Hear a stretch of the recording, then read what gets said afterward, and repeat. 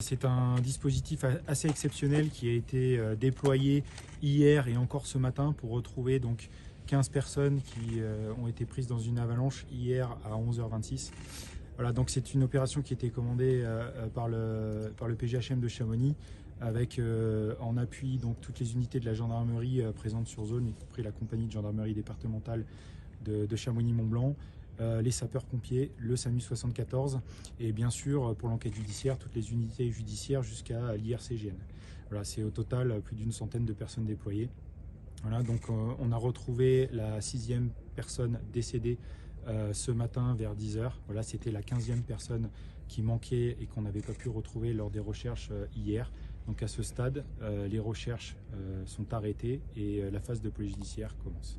Il n'y a aucun doute sur le fait qu'il n'y ait plus de personnes ensevelies?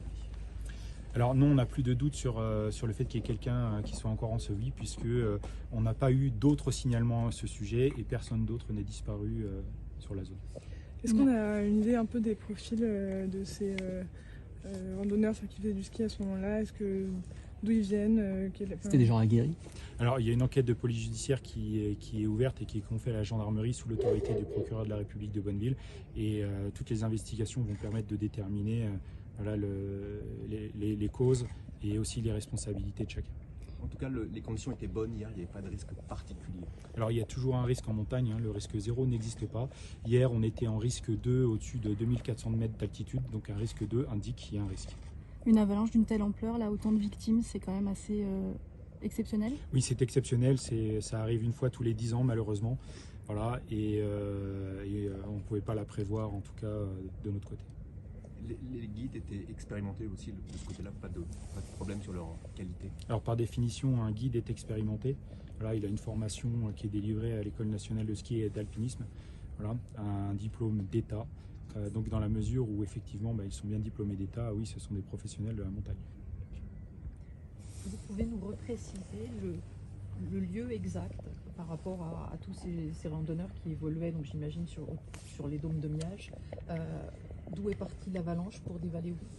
Alors là, c'est la procédure judiciaire et les constatations qui sont toujours en cours qui permettront de déterminer le point de départ, la hauteur de départ et de la fracture, de savoir quelles sont les causes de départ de l'avalanche. Voilà, on n'a pas encore terminé toutes les constatations et dès qu'on aura tous les éléments, les officiers de police judiciaire les transmettront au parquet de Bonneville pour enquête.